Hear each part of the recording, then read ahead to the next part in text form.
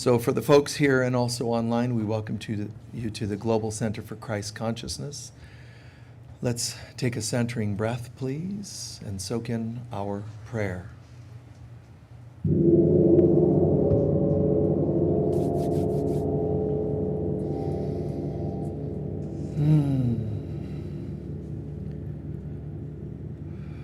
Our prayer and intention today, so clear, so beautiful, is to say to you, Father, Mother, God, we choose to experience in our lives only that which you would have us experience.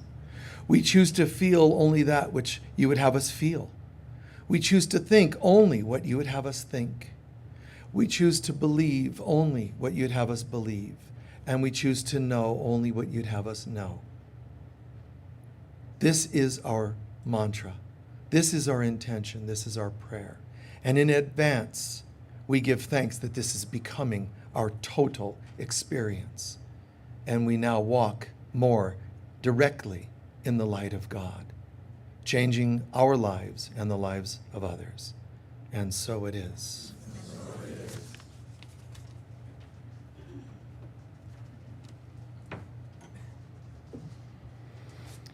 By Paramahansa Yogananda.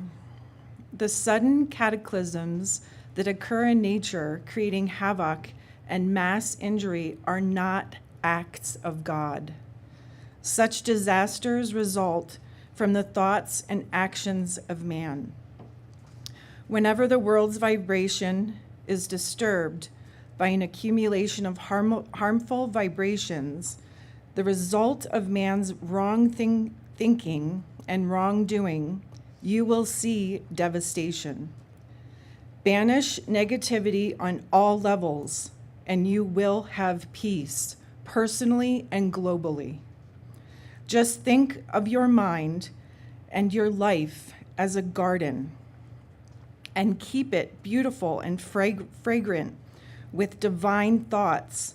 Let it not become a mud pond rank with unhealed wounds and hateful moods. If you cultivate the heavenly scented blossoms of peace and love, the bee of Christ consciousness will come into your garden. As the bee seeks out only those flowers that are sweet with honey, so God comes only when your life is sweet with honeyed thoughts. And so it is. If you will please join us in reading our mission statement as found on these white papers in the seat backs in front of you. The Global Center for Christ Consciousness is a spiritual center for students and masters on the spiritual path. We are dedicated to awakening the inner Christ and creating a world of love, peace, joy, and abundance. And so it is. Wow. Typical Yogananda, isn't it? The bee of Christ consciousness. He's just got these great lines and metaphors. If you don't mind, our practice is for me to ask you, what would you like me to talk about today? What's on your mind? What's really important to you? Not what's on the ego mind, but what's important to you? What's dear to you? What would you like me to cover today? Surrender. Kindness. Diversity. Higher purpose. Forgiveness of love. Okay, one sec. What's the last one? Forgiveness of love. Staying centered. Travel. Hold on. Higher consciousness. Okay. Letting go of resentments. Okay, good. Hold on.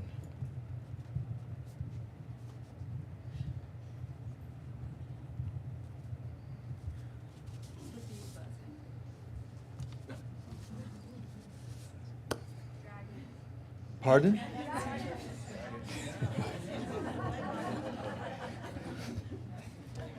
I'll be our guest musician today. Puff the magic dragon lives by the sea. and frolicked in the autumn mist in a land called Honolulu. Okay. Absolute weirdos.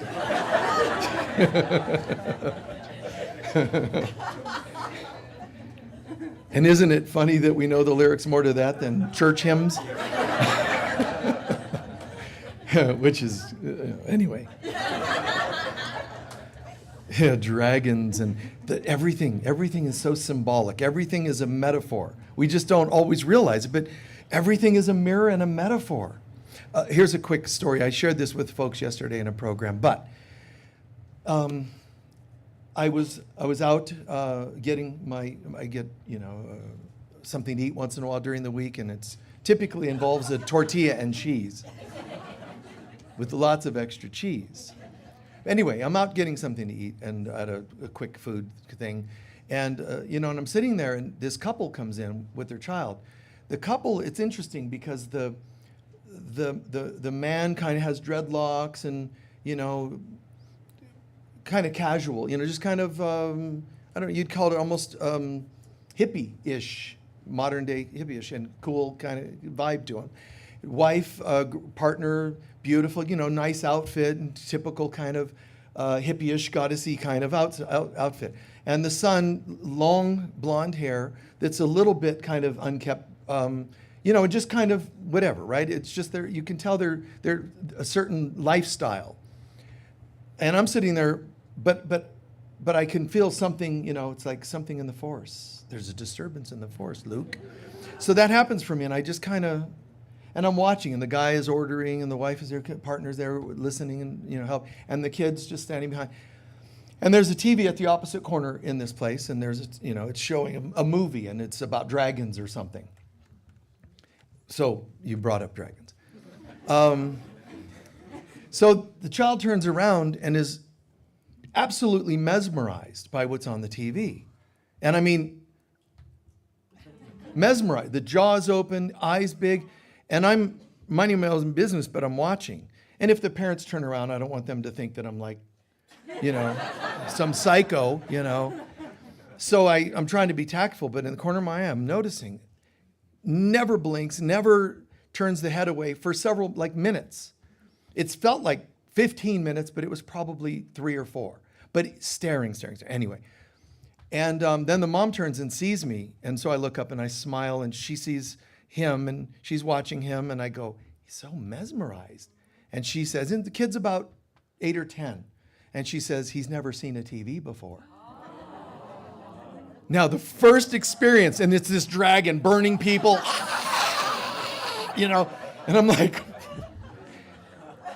and so the mom confides, and here, this is how we have to be, man. The presence of God everywhere we go, and what would you have me say? And here the mom's like, we're not sure how to explain that to him. This is the first time the child's ever seen a TV, a movie, a screen of anything. She goes, and we're not sure. And in their spirit. So I got up, walked by the kid, and I leaned in and said, they're images of your imagination. And the mom went, that's it. And I left. But it's a beautiful thing because I left it there. They're in your mind, in your interpretation.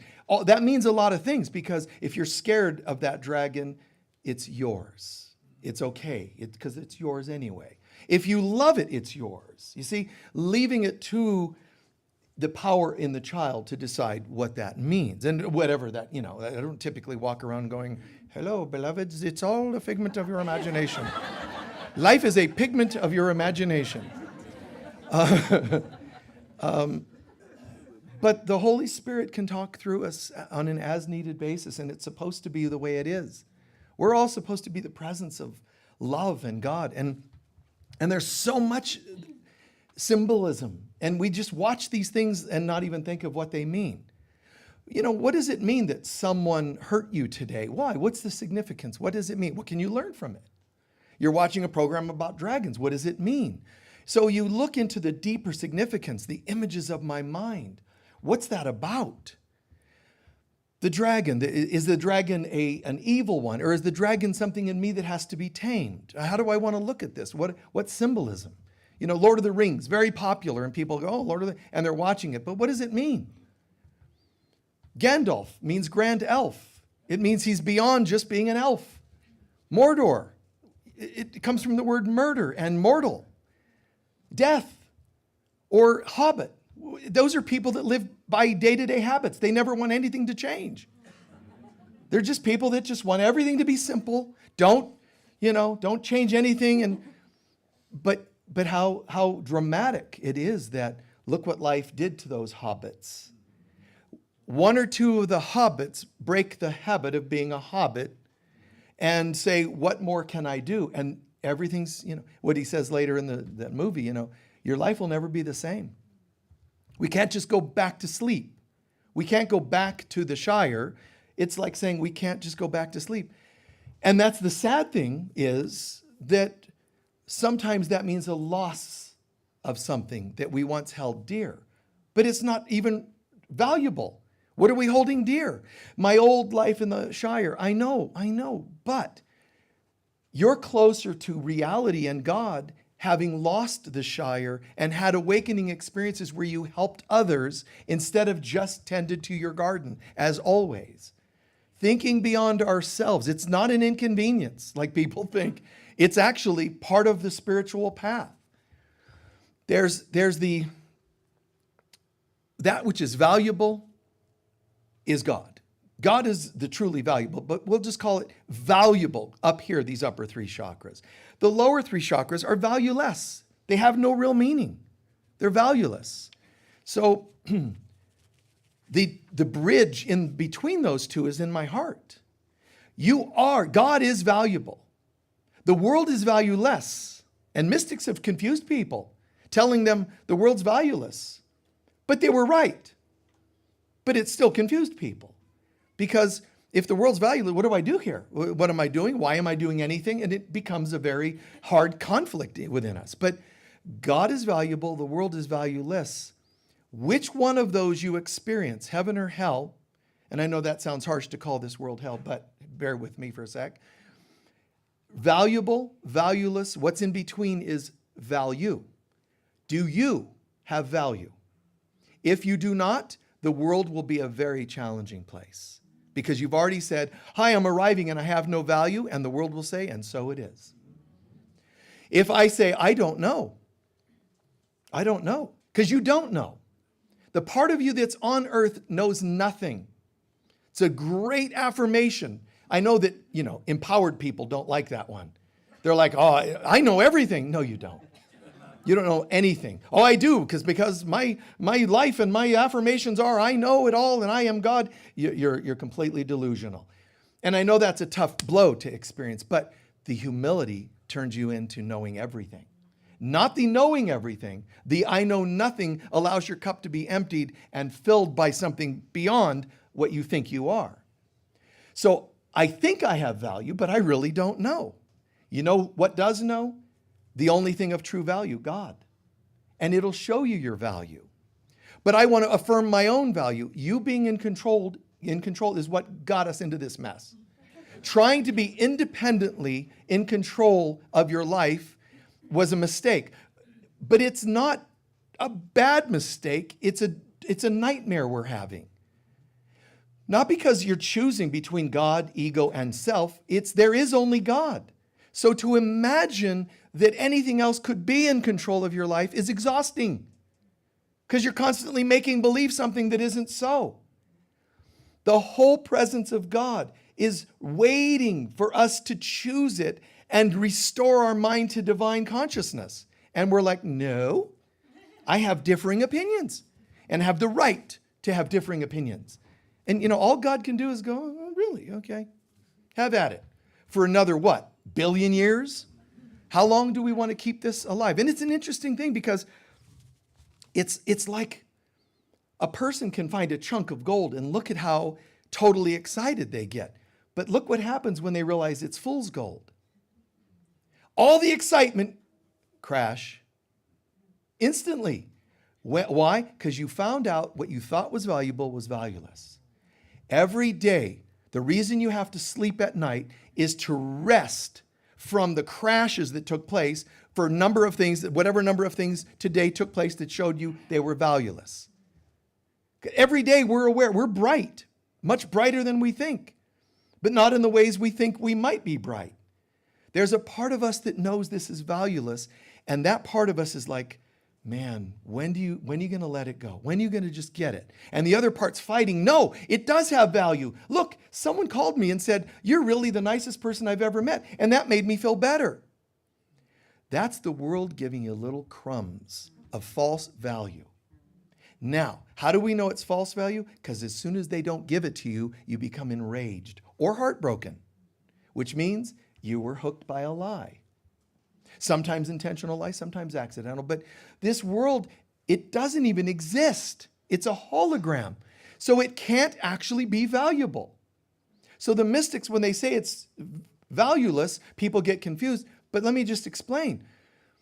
To say that the world's valueless implies that it's even here. Go to a deeper level and go, oh, okay. It's not actually even here. It's valueless. This is what every great teacher has tried to explain again and again and again in different words, different ways. Whether it's the sweeter, poetic way of, say, the likes of Yogananda, or the more direct way, whether it's John the Baptist in his harbinger loud, intensity, change your ways. The path to hell is wide, everybody, and just boom, boom, boom, boom. And people are like, baptize me just to shut you up, because, this is horrible, man. You're a bit harsh, dude. and that's okay. That's, because some people heard it that way and they couldn't hear it poetically. Why? Because what you experience is yourself. If I need to hear something one way, that's manifested in the world. It takes every kind of people to make the world go round. All these different reflections of ourselves and our styles. So the world gives us glimpses and we attach to them. When Buddha said, he used the word ignorance. His whole foundation of teachings is there's a problem, ignorance. But he's not talking about intellectual ignorance. He's talking about one thing, ignorance meaning you don't know, but meaning something else. You've forgotten who you are. Everything that is a problem in this world is a reflection that you've forgotten who you are. If I know who I am, things start to change. If you know who you are, if you really plug in and go, wait, let's say we do an exercise and I say, imagine you totally know who you are. Do you realize if you had that knowing, say 20 years ago, there are people you dated that you wouldn't have dated? You're like, no, not even close. Right. So you own, oops, my bad. When I did not know what I was doing. You know why you don't know? Jesus said, forgive them, they know not what they do. You know what it means? Because they know not who they are. If you know who you are, you'll know what you do. And it can only be loving. It's amazing how simple this can be. This world just seems to give me these little tidbits and crumbs of something, and then I get attached to it. And I get it. I know that it's hard because if you've had a meditation that's deep enough, you're like, I get it. The world is valueless. You know what's valuable? The feeling you have right now. Oneness with God. Yeah, but that's not tangible. It's because your brain is wired backwards now because we've surrendered our identity to the ego. Everything got wired backwards. So you think what you see is real and what you don't see is fake. But it's all backwards. So the feeling you can't see is real. And the tangibles the world seems to give you, little crumbs, seems to be what's real. And it's really sad because when you don't give that to me, I'm going to be either heartbroken and depressed or enraged and attack those who seem to have taken something. But if it's who you are, how can anyone take it? No offense, because I know these words get used quite often. That person took my power. How did that happen? I'm curious. Well, I had power and they took. You don't have power, you are power. There's a difference. The mistake is you forgot who you are and thought you had a power, like it was a wrench on your tool belt. I lent it out, they never gave it back. Oh, now I'm disempowered. Now 5 more lifetimes you're living disempowered until the day that you might be able to manifest that person in your life going, I don't know why, but I'm going to give you a wrench. You know, it's weird. I just had heard this voice. Go to your neighbor and hand him a wrench. Okay. You know, whatever it's going to take to complete that, for you to get past that. But they can't take your power. I know it feels like it. I know things hurt. I know people are selfish and hurtful. I get that in this hologram. But the more we know who we are, the more people know that's not a person to mess with. That's not a person I can go and sap energy from. You know, it's when you walk around this planet, and this is going to get tricky for people to hear, but when you walk around a planet of psychic vampires going, oh, have you seen any nice sunsets, you know, lately? Rainbows? I mean, yeah, I'm sorry, it sucks, get it? But why are you showing them your vulnerabilities of your neediness and your addiction tendencies or compulsions? And be careful. When you know who you are, they know. The psychic vampires, they don't know why, but they just walked into Safeway and you're in line and they're like, you know, like, and they start melting and weird and hissing and, you know, whatever. They have to go to the frozen food aisle to cool off because they're melting. Your presence in God is absolute immunity to this world. It's where your immunity is. You don't get it in fake temporary ways, but for a while, that is the way you'll have to get it, because that's the way you think it comes. You'll use temporary solutions. This service is a temporary, we won't have to do this in heaven. But there are hurtful things that come from an unhealthy self, and there are helpful things that come from a healthy self. That's where I'm going. I don't expect perfection yet. All I know is I'm shifting from an unhealthy, immature life, spiritually and psychologically immature, to a more mature, healthy life. You know what maturity looks like? That I have value. And you just breathe that in. And it isn't like I'm just life coaching you. You have value. You can do it. You know, there's teachers out there making zillions of dollars telling people, you can do it. I can, really. You can manifest a helicopter for yourself by tomorrow and your own yacht. And they think that's what the value is. When they take your yacht, or your helicopter crashes into your yacht, it's gonna tempt you to think, why does this stuff happen to me? I'm empowered and awake, isn't it? It's funny and yet sad, but it can be kind of funny to look at this and go, oh, I got hooked into thinking that's what made me have value. You have value because of who you are, a holy child of God made in God's image. By the way, you know, when I talk like this, some people, you know, out of every 100, there'll be one or so that can't do it. They'll change channels, you know, to a love thyself, you know, empowerment speaker, and they'll leave, or somebody, you know, have to get up and leave, and it's okay. Now, that doesn't mean we should all stare at the person that gets up to use the bathroom. I'm saying a non-believer. But it happens that it's too much. First of all, I could be saying this isn't real, it's a hologram. That could just totally flip someone out. When I say that people don't have power over you, no, they do, and everybody's been bad to me, and I'm sorry, and I know it feels that way. But there's every challenge, financially, emotionally, psychologically, physically, and so on. Every challenge we can have reflects how we're doing in one area of our life, right here. Do I have value or do I not? And you can say, but I was abused at 5. You can't tell me I didn't believe I have. Listen, before you were 5, you were 105. You were 55. You had many lifetimes. Job said, God, I don't understand why stuff happens to me. What did God say? I know Job before he was Job. What do you think that means? Dude, I got some background information on you, dude. I've done some internet search on you, and wow. You know, God is telling Job. And it's not to make us feel bad. If you feel bad at what I'm saying, it's the ego is infiltrating your mind and trying to turn it into a negative.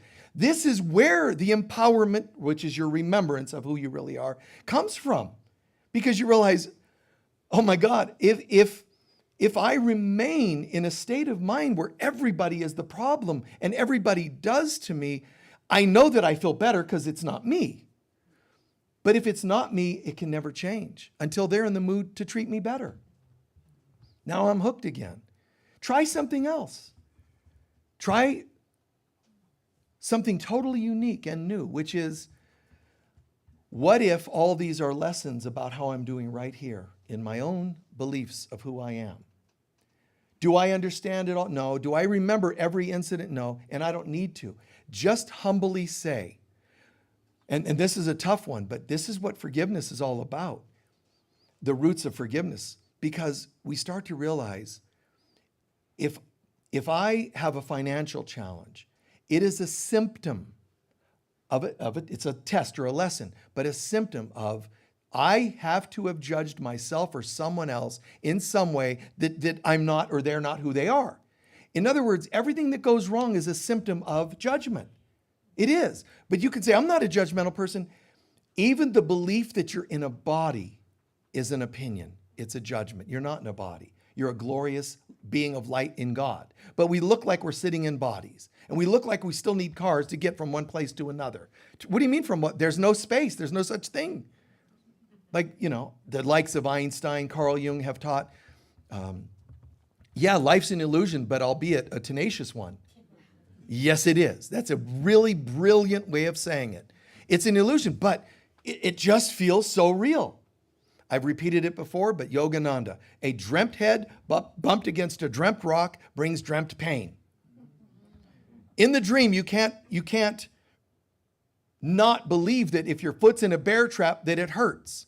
Even in a dream, you believe what's happening. This is actually a waking dream, a daytime dream.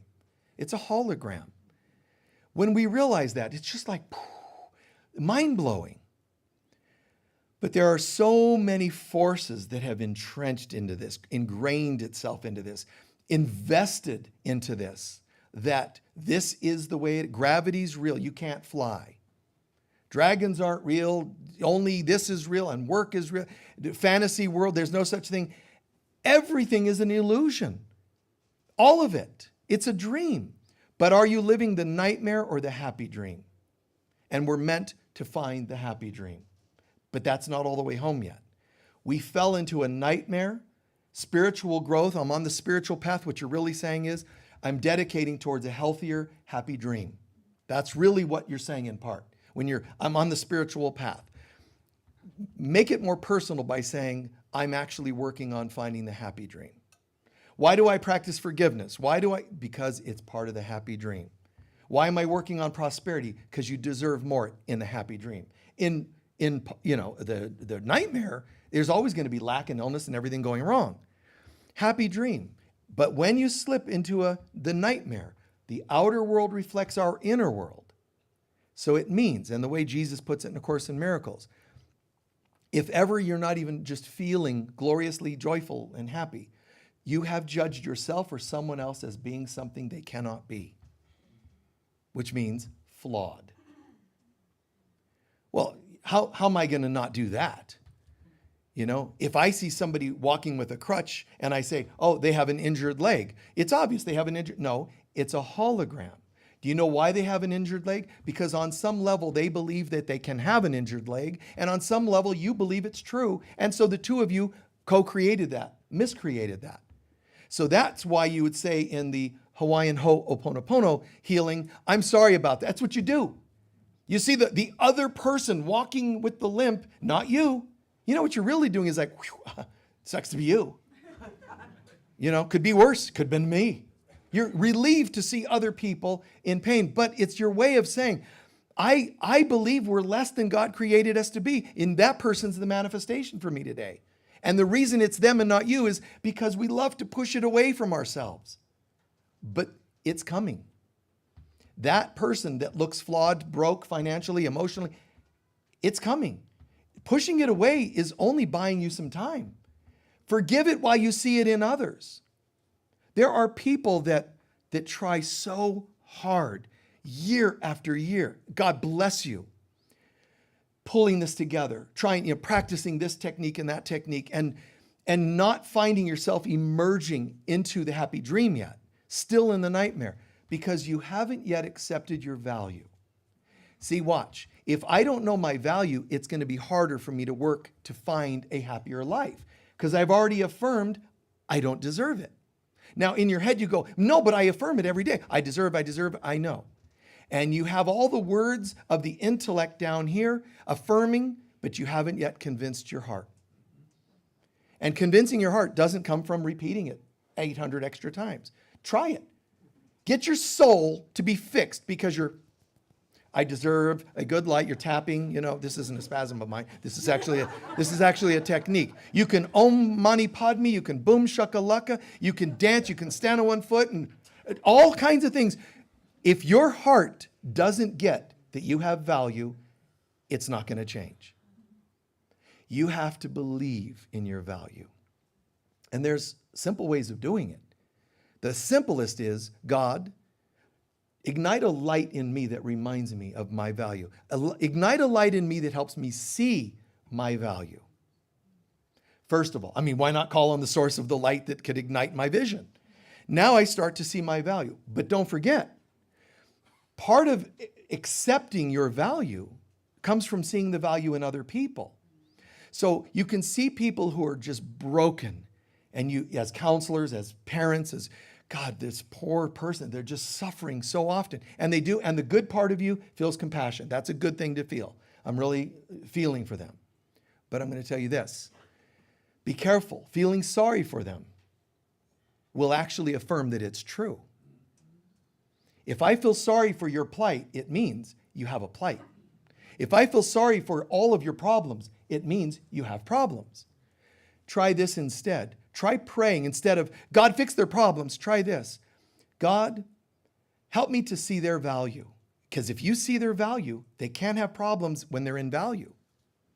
See their value and then try to treat them like they have value. That's how it all turns around. Ask the divine to show you how to see their value. I know that your human eyes are going, but that's just, oh no, that's bogus. That's just superstitious. The bottom line is people are suffering and I want to fix them you want to fix them because if you can fix their problems, it means the problems are there, which prolongs our stay on the insane asylum called Earth. You want to shift to a happy dream, you have to say, oops, my bad. I was seeing all these problems in my life and the lives of other people. That was my false God opinions. You know what? I'm going to try something different. God, how would you have me see them? How would you have me see the situation? See, what you're saying is, as far as I know, as far as I believe, as far as I can think, the world is a problem, the world's economy. And you watch these shows that tell you, stock market's up, and people actually sit there, okay, now I'm in a better mood. What if they would have went, oops, this is yesterday's thing. Today, boom, oh, now I'm in a terrible mood. What a way to live. Everybody's just so bipolar based on a world that determines whether you're having an up or down. Center, man, center, center, center. The I am right here. Despite how I feel, show me how I am. Let the I am of God show me how I am in me. Let the thing that I think I am reflect the real I am of God. That's not an arrogant thing to say, I want to know my divine presence. It's not arrogant. It's arrogant to think you don't have a divine presence. That's like God going, you are my beloved child in whom I am well pleased. You go, I don't think so. I don't agree. Who are you? You didn't create you. God's going, I got the blueprints right here. Look. Divine being. Yeah, but I have some overlay attached. I have whiteout. I come from whiteout hell, and I block out all my goodness, and I rewrite my story, flawed, etc. This world has damaged us all and put us in a trance of misbelieving, doubting our true self, doubting our true identity. That's what it's done. Now, we can say, yeah, it's a conspiracy. It is preying upon our belief that we're valueless. When we say we have value, when we truly know we have value, it has nowhere to go. This thing, the world, it says, well, they've apparently woken up. And all it can do is reflect us So if we wake up, it has to go, all right, and so it is, and reflect our true self, which brings us a happy dream. You can't make the happy dream. You can't manipulate it, although we try. You know, we try to make ourselves get a raise at work and go, I am a better person because I manifested a raise. And you go to your group and you say, listen, I have a miracle. I got a raise at work. And everybody starts thinking it's getting more is what establishes that thing. And one day you think it's all because one day I'm going to retire. To retire means you're tired. Retirement means I have a tired mind. You're exhausted. I'm going to retire. You should. You look terrible.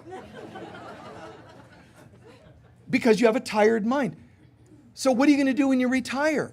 You know, there's a kind of a story you may have heard before, but I'm just paraphrasing it majorly. But an American goes down to some South American place and he visits some coastal area, some coastal town, and he loves the people. They live simply. They eat simply. They fish every afternoon. It's just really kind of fun and all that. And he realizes this place is, you know what this place needs? A hotel, a big resort. We could bring in all kinds of people. We could make a ton of money. No, we don't want to sell the property. No, listen. We could put a dock right here. We could have people, excursions. We'll bring in bigger boats and they'll bring people out and they can fish in the afternoon. And you have to listen. We can make you wealthy. You people are broke. You eat the simple foods and you just have nothing to do and you fish. So we could change all of that. And then the village person says, so what would we do if all that happened? You could retire. Then what would I do? Fish. But I'm already fishing. I need do nothing. Now that doesn't mean literally do nothing. It's just the idea that, wow, what are you going to do when you retire? I don't mean to like bum you out, but what are you going to do when you retire? Well, you know what? I'm going to travel the world. Why don't you do it now? Well, I don't, when I retire, I'll have the time and the money. I can't take off work. I understand. And I say honor that, respect that. But why don't you just start with a trip to Flagstaff, you know? Or something better.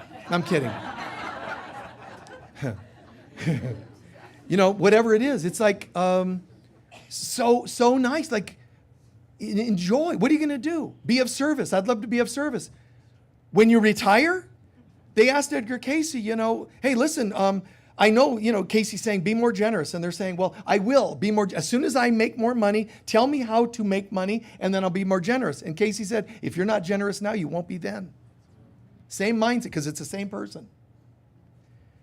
I can't imagine retiring and saying, thank God, now I can stop being helpful. That doesn't make any sense to me. So what are you going to do when you retire?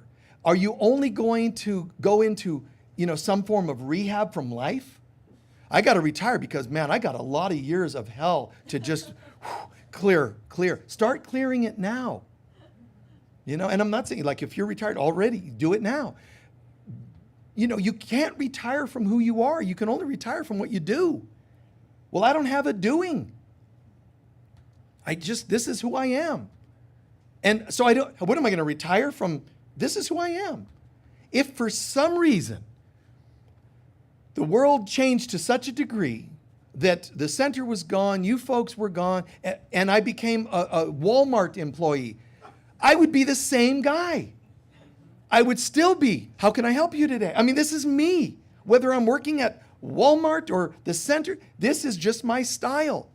When I was a kid and they say, what do you want to do? I can't think of any careers. Do you know of any that just say being nice?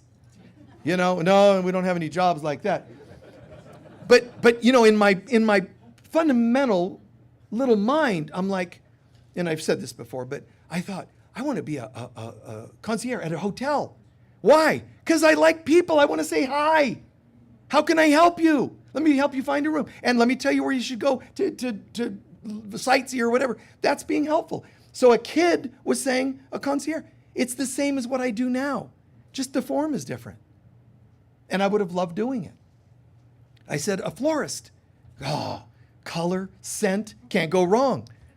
I want to give people, lift their day somehow, color. And that's me. That's my style. But what's yours? What's your thing? What are you the god or goddess of? And if you can't think of something, very sad. But the good news is the sky's the limit. Who are you? And whoever you are is also going to lead us into what would you like to be? What I'm going to do comes from who I am. So who are you? And you can say, well, I don't know.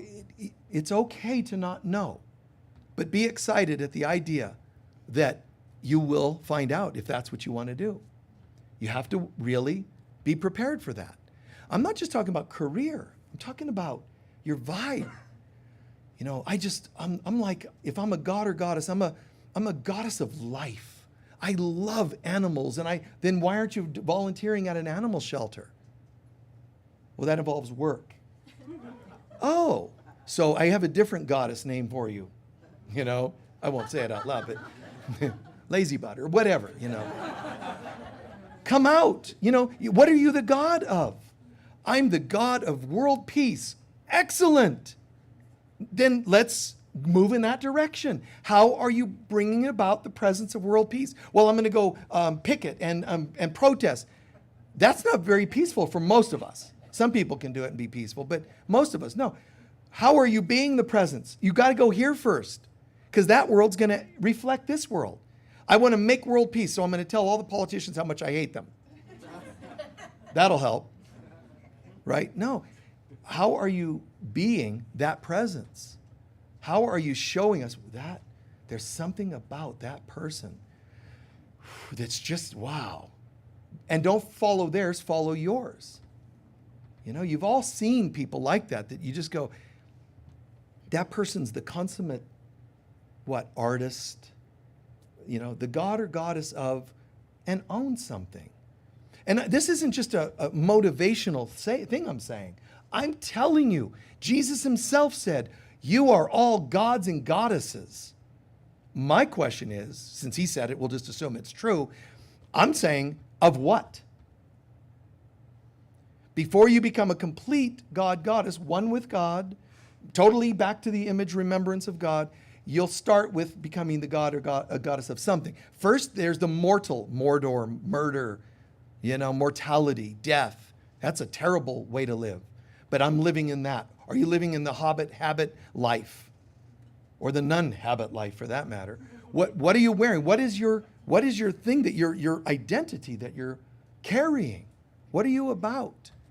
And when they say, to thine own self be true, that's the self you're supposed to be true to. The one you first have to establish what it is. If you just go, I don't know, the universe says, and so it is. You might not get the job. You might not have a successful record release. You might not write a good book. Nobody cares because you don't care. Show up, and even if you're just using something generic enough, it's also specific to say a holy child of God. Trust me, that's good enough. It can be a holy child of God, but what else? Being of service. You see? There's an eightfold path of yoga, and then there's 8 expressions of inner yoga, 8 of them. We made yoga into, some strange little fad kind of thing. It's an 8-fold path. You got 8 spokes to bring about if you're going to be a true yogi, and that's only 8 on the outside. There's also 8 inner pedals or spokes to the true yoga path. Inner and outer, 8 of each. Okay, you got some work to do. You thought it was just like, 3 asanas and you're like glorious. Eat hummus and do the sun salutation and everybody thinks you're wonderful. In your poses, and that's not it at all. Are you that thing? So are you a god or goddess of yoga? Are you a god or goddess of service to humanity? Are you a god or goddess of healing, which could be a nurse, a doctor, a dental technician? The form can vary, but are you recognizing the expression of your value, and do you know what your value is? It's better to not figure it out, but instead to say, I don't know, but I'm willing to know. And I'm asking God to show it to me. I don't want to know what I think is valuable, because part of you thinks when you passed your driver's test, that's good. Well, what's good and what's bad? How do you know what's good and bad? What is your value? The fact that I got a degree, I have value. Trust me, a house fire will take that paper away quickly. Wait till you go into the dark night of the soul. You know, my children. Oh, I'm a successful mom, dad. That's my establishment. I know that I'm a good person, and I can say that I can write a book and say what a wonderful person I am because my children I raised to be really great and healthy. As long as they do things your way. And when they tell you, Mom, you remember you raised us to be that religion, that culture, that belief? No. I had sex with an alien. I'm bi-alien-ish. And I'm having, children that are creatures of other dimension. And it all starts to change. That prize, that trophy you held up, that as long as I'm a mom, just wait. My kids all get grade A's, good grades or straight A's. If that's what you think your value's in, just wait. It's only a matter of time. Everybody that you hold up as a trophy to your value is going to fall.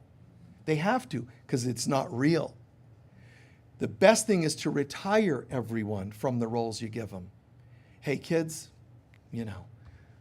I've been pushing the straight A thing, and that's probably kind of tense. My own kids, I said, you don't have to get straight A's. Why would I tell you to? I never did that. So you don't have to get straight A's. You know what I want? I want you to be happy. If you're miserable getting A's, I don't want that. If you're happy getting C's, I'm good with that. Because a C means you're at least trying something, So I brought them up like relax, like be at ease. And it's the same we can do for ourselves. Pushing, working harder. So that person I was using as an example earlier, trying so hard to get things right. Where's the world? I'm trying to be a healthier person. I'm spending thousands on counseling sessions, thousands on bodywork sessions. I go to these services. I want to be a better person. And the darkness isn't fading yet. I get it, and I'm sorry. And I know it's hard. And it's backbreaking psychologically, metaphorically. It breaks you. So what that person does is they're either going to crash and give up. Have you known any or been one? You're going to crash or give up, or you're going to try even what? Harder. This world has no value to give you. But you keep trying to get your parents to apologize, your ex-husband to see what he lost. You keep trying to make these, and it will not work. They're not even there. They're holograms. Retire them from the roles you gave them. Retire them from the meaning you gave them. Nothing has any of the meaning it really does. It only has the meaning I gave it. You didn't just have a husband or a wife or parents. You had people that you were hoping were going to lead you home. Mom gave you birth physically, but usually she didn't give you birth psychologically or spiritually. Instead, she gave you a package of woundedness to try to carry through your life. Some are decent, of course, but they cannot give you birth. I don't care how nice your parents were, if they were, your partner, how perfect your marriage is. People cannot birth you psychologically or spiritually. We sit around waiting for them. That's why the waiting rooms in the hospitals, doctors' offices, counseling sessions are filled with people. Because everybody's doing the same thing, making the same mistake, thinking something can give them something, and it cannot. If the doctor just tells me I'm okay, then I know I'm okay. Well, trust me, this world's not real. Their approval of you being okay health-wise doesn't mean you're okay. There are people that are blissfully beautiful people who still die of a disease. It isn't the disease-free that makes you perfect. Well, the doctor said I'm, this and that and the other. But are you a nice person? That's all that matters. On your way back from the doctor's office, did you let someone cut into your lane? Sorry. Did you give a donation at the store? Did you pay somebody's grocery in front of you? All those things, the kindness, the day-to-day kindness. You want to make a difference. You want to feel more valuable. Edgar Cayce said this too, and it's brilliant. And that is one of the best cures for depression is being of service. You know why? Because if you're being helpful, it's hard to be bummed about it. When you see somebody go, you've changed my life, even if it's a dog, you've changed my life, Now, if that's an animal or a person, man, you've changed my life. It's hard to go, oh, I'm sorry to see that.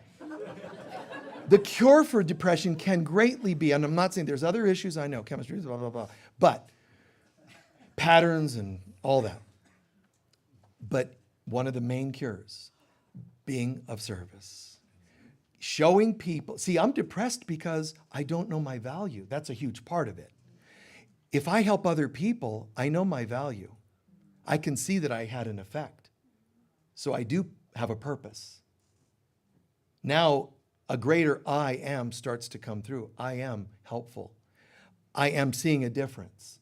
Rather than, please tell me that I have value. All you're doing is finding people out there that are going, no. Or, okay. And what they're doing is, I got agendas. I'm going to make you feel value, but I want something back. Like the drug dealer that says, this is free. And I'll even make it free next time if I have to, until you're hooked. Then I don't have to give you anything because you're going to want it so badly. I'll be your God. You'll be praying to me. The great singer Chuck Negron from Three Dog Night told a story. He was such a full-blown addict, man. He was saying, and he said, you know when I realized I was an addict? There were all kinds of moments that he had opportunities. One of them was he had all his teeth pulled out, sold so he could have money to buy some more drugs. Yeah, so since then, of course, he's had to have work done. But he had all his teeth pulled out to pay for drugs. That was a good sign. I think that was probably a symptom. But that wasn't the one that got him. For some reason, he was in the alleys and sleeping on the streets. This is that guy that people, oh my God, he's so cute. And all the voice is intensely great. And he's sleeping on the streets of LA. And he called his dealer, once he had enough coins to put in the old slots, he called his dealer and he was making a deal. A drive-by shooting. Bullets are whizzing over his head. And he said, when I realized I never let go of the phone, I ducked. But he said that was a metaphor that I couldn't ignore. That even my life, it's like, no, I'm going to keep this, my lifeline to drugs. He realized even in a point of danger, my hand couldn't let go of that phone. That's his wake up. Yours could be something else. We don't all have to learn by being homeless in the streets of LA or whatever and drive-by shootings. You don't have to. You can just go, yeah, this makes sense. I think I'll just choose the easy way. You can just choose love by choosing love. You don't have to go through hell to get to heaven. I've never agreed with that line in that song, nor any philosopher. Well, we all have to go through hell to get, no, you don't. You can just choose heaven. God, what kind of tour guide would you be? What kind of, travel agent would you be? I would like to go and spend a week, Tahiti in the. Oh, okay, cool. But we first have to send you to the slums of several countries so that you appreciate Tahiti. What kind of, only a person with low self-worth would say, okay, I probably need to do that. That's not a commonsensical thing. But guess what? That's the travel guide's speech when you come to Earth. You don't deserve. But if you keep working hard enough, you might scratch up a little something of value. And when you have that, hold it, because it'll mean, look, I have value. And then the wind will blow. Oh my God, I lost my value. A breeze took away your value. Really? A holy child of God who created the entire universe, and a breeze took away your value. Or a cute person. Whatever you sell your soul for. But you didn't make your soul, so you can't sell it. You are the power, so you can't lose your power. None of these things have any. You asked words like surrender. Man, that's what it's about. Surrendering to God. Show me. Words like kindness, that's the key. Kindness isn't the full answer. Kindness is a symptom of me being plugged in to who I am. It's an expression. So I'm not just saying, let's do a talk purely on kindness. I'm saying, let's do a talk on knowing our value. When you know who you are, you're going to be kind because that's what you are. You are the love of God, and it's going to be naturally kind. If you don't know that you're fully loved and you're fully made in the image of God, you might have to start with little acts of kindness, random acts of kindness. But I'm telling you, that's not the end game. The acts of kindness bring you to, why are you being kind? Well, I hadn't thought about it. I just heard this talk and it said, you should be kind, so I'm trying to be nicer. that's going to lead to something more and something more. And that is my random acts of kindness, I start to realize, are because that's who I really am. That's what I feel like inside. And then why am I acting kind to you? Because you have value. You see what I'm saying? Underneath the actions is something greater, something deeper. That's your purpose. And one of you used that word too. That's the purpose, centeredness in who you are. But I don't always know who I am. Ask God. It can never forget. You can, but God can never forget who you are. You are my beloved child in whom I am well pleased. Today, I don't feel like that. The next day, I do. Congratulations on the day you get it. And I'm sorry to hear the days you don't, but it doesn't change who you are. So rest, recuperate, cry on those moments of today, I'm not feeling the value. So many things went wonky today that I'm not feeling the value. Cry, scream into a pillow, talk to your sponsor, talk to your therapist, do what you need to do to keep the head above water, and then wait with excitement, anticipation that this too shall pass. This is just a test. Do you know why it's happening today? Because there's still residual stuff that says you're valueless. Make it through this test and you won't have to sink as far tomorrow or next week or next month or next year. Make it through these tests, higher you go. And the higher you go. And when you think, I'm doing all this work and it's sometimes darker tests, absolutely. What do you think the ego goes, well, now that you're on the path, I think I'll just retire. I might as well give it up. No, the more you're waking up, the more it says, oh man, I'm coming for you. And the Christians will call it, the devil. The devil's trying to get me because, just different wording. The ego, the devil, call it what you want. All I know is whatever's attacking you isn't real and has no real power over you. Any name given to it. Saturn return. Why did Saturn return? Because Saturn's going, hi, remember me? I'm bringing lessons that you didn't quite pass the last time. When karma shows up, hi. You open the door and, hi, how can I help you? Hi, I'm your karma, and I'm coming to visit. You're going to want to slam the door. You're going to want to fear it. You're going to want to spritz it with holy water.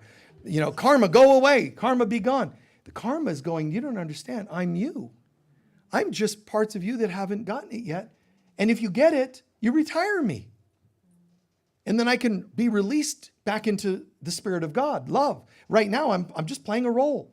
Whether I'm selling you insurance, whether I'm selling you a travel package, whether I'm selling you karma. I'm here to sell you something because you drew me to you today. And you learn to say, oh, I'm sorry. That person has moved out. They passed away.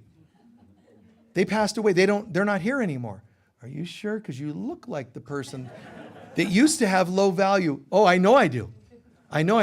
But I'm not them. They could do a blood test on you to see if you're the person that used to live there with low, and it would be different.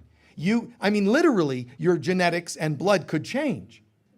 But how interesting when you realize, wow, I can change that dramatically. The old me dies and a new one is born. And when karma comes knocking, it can't find you. There's an old Jewish custom, which I'll paraphrase, is name changing, which is, there was an old superstition that if you change your name, the spirit of darkness or karma can't find you when it comes around. So people used to change their names in ancient times. But God's going, oh, you people. It isn't the name, it's the identity you have to change. You don't go, no, I'm not Sally anymore. Nope. I know Sally used to be, there's written on all the bathroom walls for a good time, call Sally.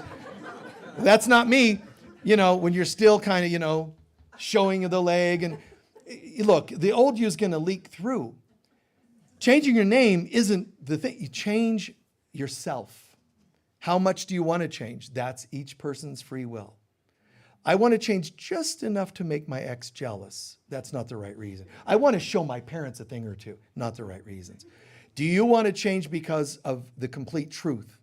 This is a lie. This is the complete truth. I might as well just surrender to the complete truth because I love the idea. This is who I really am. And in closing, people will sometimes buck that. And, that's not you. You owe us. You karma. And, but you're still part of this family. You can't change that much. Just get behind me, Satan. Just like Moses, part the sea and walk through. Don't let this stuff deter you. It has no power to do other than the power we give it. Right? Agreed? Please take a few centering breaths.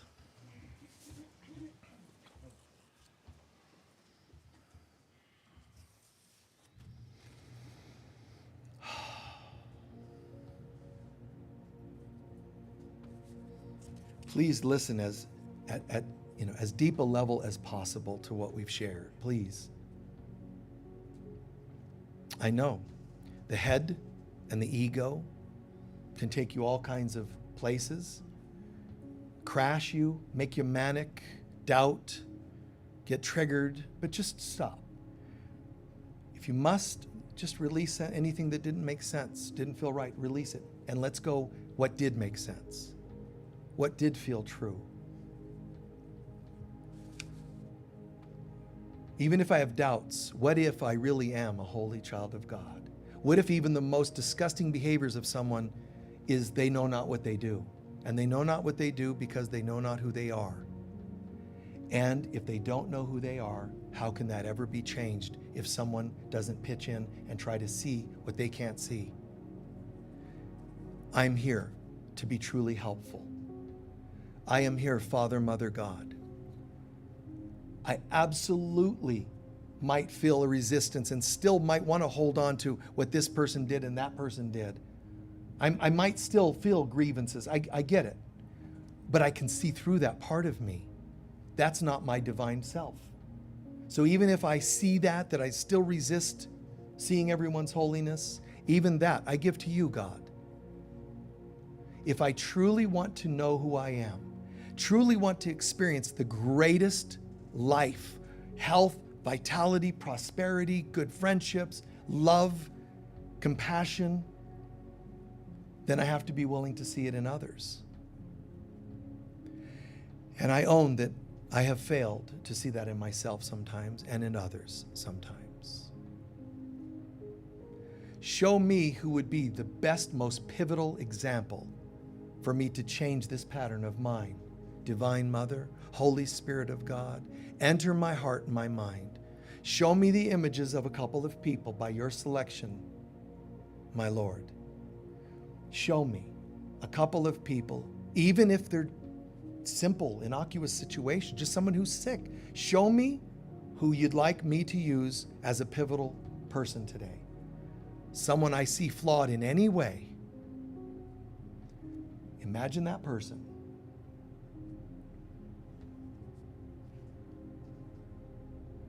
My brother, sister in God.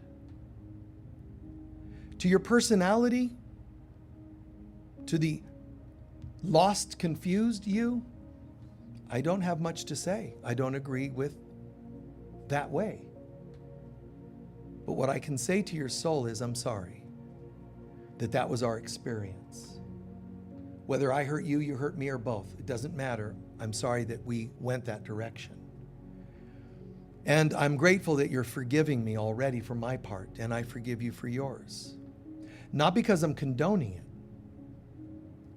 I'm actually saying, you knew not what you were doing, and nor did I. I'm forgiving because none of this ever had real power over me. And the truth is, no matter who hurt you, ever, in the slightest or grandest way, whoever ever hurt you in any way, they could only have done so if they were not aware of who they were. No one can be in their divinity and cause you harm, neglect of any kind. They could only do so when they're in the pain of not knowing who they are.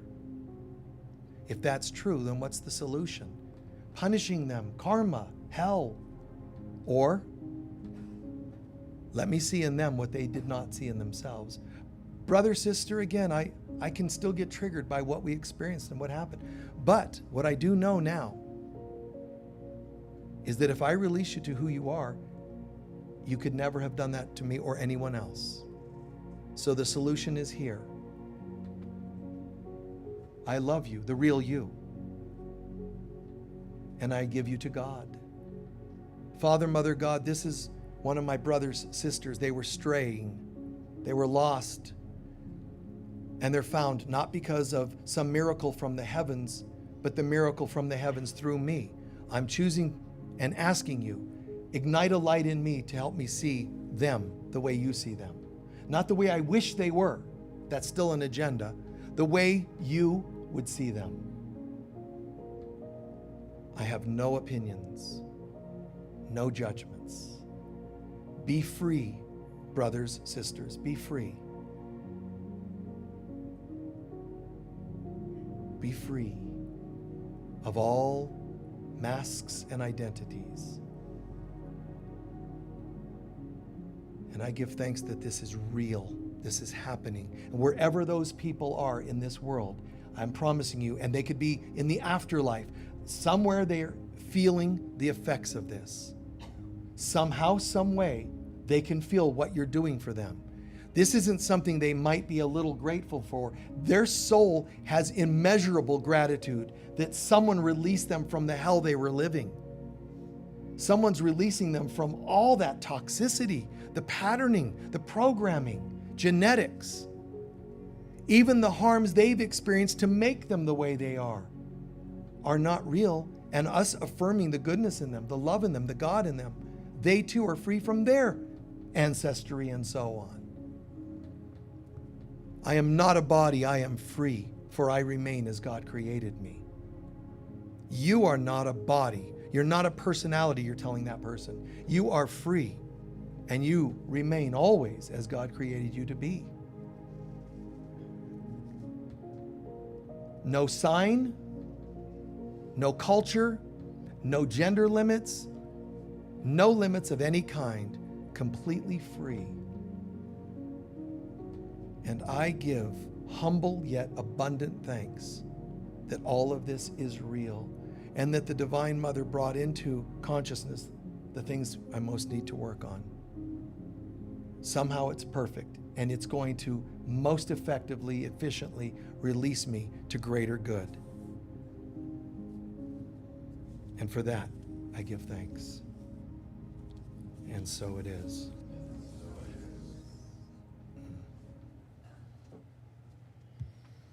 Let's soak that in for an extra moment.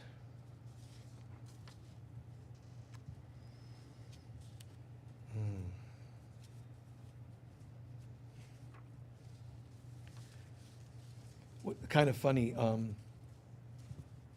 I'm aware of the things you ask about, and I check in every so often out of respect to make sure I'm steering all, blending all this together.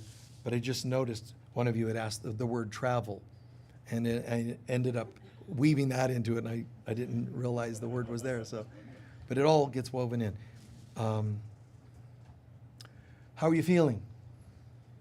I noticed there's a lot of, deep processing going on around that. Can anyone share what they learned or heard or felt or experienced that could be helpful to you or people in your life? Yes. Service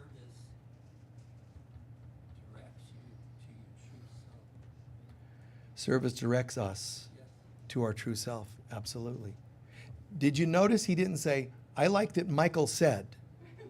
Do you understand why I ask you to word it that way? He said it as though it's a truth, because it is. So if he's at the supermarket later, if he's on the phone with somebody, he can repeat that because he believes that. That's his, not Michael's. We just happen to share and agree on that. But own the statements. Own these things when you hear them. Anyone else? Yes. When you're really present to your value, When we're present to our value, the world is peaceful. the world is peaceful. You're in a place of grace. The more we own and accept our value, the more the world reflects grace to us. Yes. Thank you. Yes. Bouncing off of that, my whole thought through the meditation is when I see my value, I have the power to create my happiness. But also, when I see someone else's value, I have the power, they have the power to Yeah. create their happiness. Right. So two parts to that. seeing my value gives me the power and the right and the consciousness to create a happy dream. But also my willingness to see the light in others, to see the value. And we could call it light and all kinds of cosmic things. I want to use that word value because that's a very deep psychological, practical word. When you see the value in other people, well, I'm working on it. No, listen, you can't figure that. You can't see their value. The you that thinks you're sitting here, a man, a woman who's aging every day, heading back to Mordor, the place of more murder or death, mortal, that's not the you. The divine you. Bring it through. Ask God to ignite the ability for you to see differently, for you to see the value of others. But I didn't end it with just cosmically, philosophically, ask to see. I said treat them like they have value. Bring to people that sense of value in ways that you can afford, physically, financially, energetically, and so on. Not rescuer, because the rescuer is subtly saying, I don't think any of us can afford it, so I'm going to go overboard to make things right here, and then you lose out. But how beautiful to say you have value. And I don't know what form it takes because everybody and every instance is different. I could have 10 clients in a day. My ability to give them value is different for every one. Do you know that one person, I might give an extra 5 minutes of my time to show them they have value? Do you know the next person, I might have to end exactly on time because that's the way I can show them they have value, which sounds weird. If I don't give, it doesn't show value. Yes, it does. Boundaries are a healthy way of saying we all have so much value. I'm teaching you how to say no. Well, can I just ask you 15 more questions? Actually, our time's up and somebody else is waiting. And you know what? That means I value the next person too. Oh, well then you don't really care about me as a client. I thought you'd give in and give me more time. And what you're saying is, and they don't matter, which is why you're messed up in the first place. Ooh. Snap. Better duck next time one of those is coming through. Anyone else? Yes. Our happiness comes from when we retire everybody from our ego side. Yeah, well, retirement means many things. The tired mind. That feels kind of terrible. I was looking for retirement. Yeah, I have a tired mind, but that's not real retirement. Retiring from what you do means you shouldn't have been doing it if you're that tired. Think about it. Man, I'm exhausted. I can't wait till I retire. I'm sorry. Oh no, retirement's great. It doesn't sound great. You can't retire from who you are. So keep being who you are. Keep expressing who you are. And there's no retirement from that. You'll keep doing it even if external jobs change. You're still going to be living that dream, that consciousness. In the back, there's a couple that hands were up. Do you still have comments? Anybody? Yes? I feel most fortunate that every day of my life I live my happy dream, and I certainly have no plans on ever retiring. Good. Giving thanks that you get to live the happy dream. And keep giving thanks for every ounce of change. So remember, ask God to give you that vision. Do your homework and live it every day, giving yourself value and other people value. But third, remember to give thanks for every sign of shift towards a happier dream. Otherwise, there's something in you that you don't just accidentally forget to give thanks. There's a part of you that's afraid it'll be taken away. So you just kind of don't give thanks because you don't want to get too invested in that goodness. Say thank you. What happens is it is permanent. You've locked something in permanently when you say thanks. No permanence in this world. The inside. That's why Jesus said, the good you do is treasure in heaven. Don't expect it all to be paid off here. So give thanks and you're locked and loaded spiritually. You'll never lose that inside, but you can lose your focus on it by external things still getting to you. One more, yes?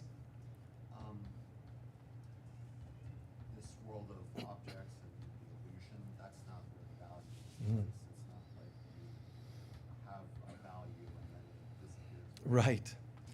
Yeah, it's who you are. It can't disappear. That's so beautiful. And there's moments when we can all have the doubts and the fears and the what ifs, and that happens to anyone, everyone. But those are the mythologies, the stories, the fairy tales, the folk tales of heroes. You can never become a god goddess if you don't first become a hero. You got to go from being a victim of this world to stepping up and being the proverbial hero of a story. Then the hero can become a demigod. The demigod becomes a god goddess. You see? And I'm not saying you literally have to measure that and how many days of graduating to the next one. Don't try to control it. Just be nice. Be present. Be helpful. Show people their value. And all kinds of things can do it. Giving them extra 5 minutes, yes. Paying their bill forward, yes. But you don't want to enable either. So you ask for guidance. What can I do today? And you know what? Sometimes an act of affection is a very beautiful thing to show somebody they have value. So often in my life, somebody hurting so bad, never having affection, never feeling loved, physical abuses of extreme proportions, some people, just taking them and holding them, cradling people. You know, it's just like so loving. And of course, some twisted minds look at that and go, oh, that's a little personal. No, just allow it. Just when you can, if it feels right, just ask somebody, would you mind if you just held me for a minute? If that's no agendas, but truly that's something you're asking for. There are lots of people, even if one says no, somebody will say yes. Somebody will say, I think you have a value that I can be present with. Let me show you have value. Let me hold you. You see, with no agendas. See, if I have agendas, I'm saying, well, this is cash and carry here going on. I have agendas. There's no value to you. This is an exchange of something when I have agendas. So beautiful to say, and I need nothing. I'm just reflecting you do have value. That's so cool. So cool. A child that has value, you know, giving something to someone that they value, you know, show people they have value. Ask God, how would you have me see this or do this today? So amazing, so miraculous for people to go, wow. And their response, who knows? I've had people so often cry just being held. Deeper tears than when we were doing conversation therapy. Because they've never had that before. And it's so meaningful to them. You know what meaningful means? They have value. So, so beautiful. We're going to do our closing prayer. Before we do, we're going to do our collection. Please, in advance, I give thanks to our ushers who help out with that. And please be as generous as you can be.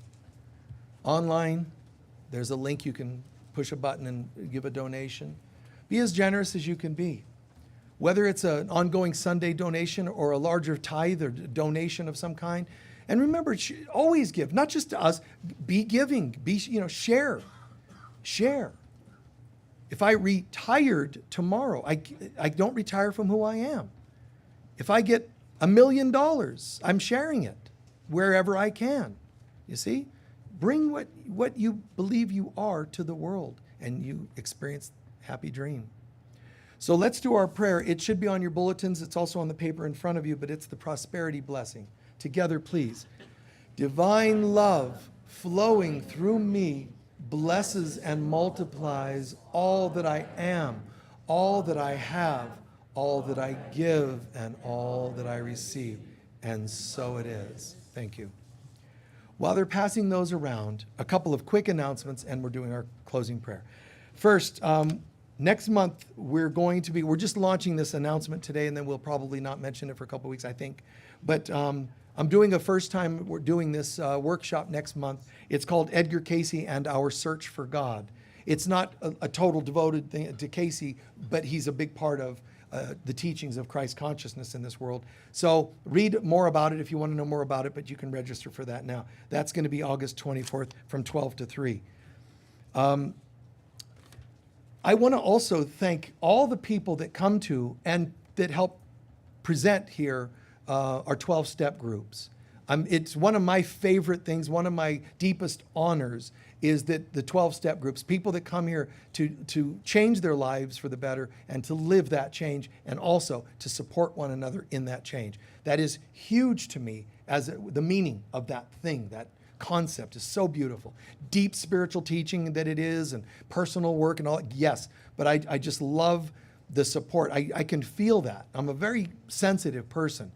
And when I walk even by the room, I feel such a wave of gratitude that those folks are in there being present with each other.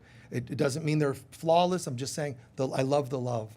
So that's fantastic. And one of our other groups, we have a Wednesday Course in Miracle group that you can come to 11 till to 12. It's only an hour Wednesday midday. And we have all kinds of other groups related to A Course in Miracles and so on. In the lobby, we have a bunch of CDs. They're donation basis. Take as many as you'd like. They were gifted to us and we're passing it on.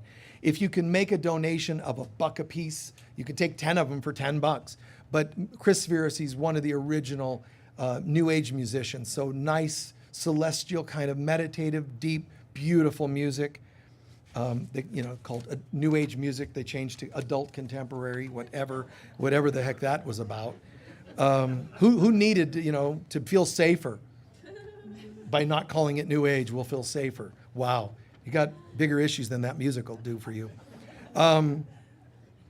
We are gratefully looking for we're adding another person as one of our part-time admins. So if you have skills along those lines, can learn quickly.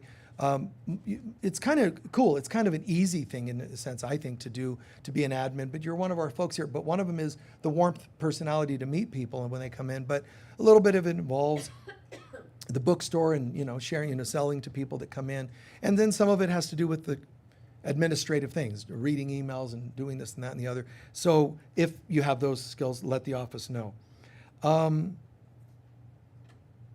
We have on August 3rd, a group called Our Cosmic Origins, and that's now going to be live streamed.